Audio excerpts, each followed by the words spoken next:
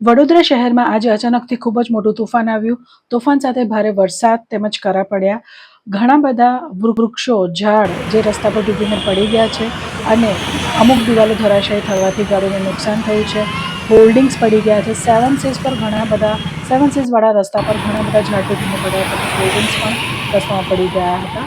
તો તમને વિડીયોમાં બતાવીશું કે કેટલું નુકસાન થયું છે અને ઘણા બધા ઝાડ રસ્તા પર પડવાથી આવતીકાલે જાહેર માર્ગ પર ઘણી તકલીફ ઊભી થવાની છે.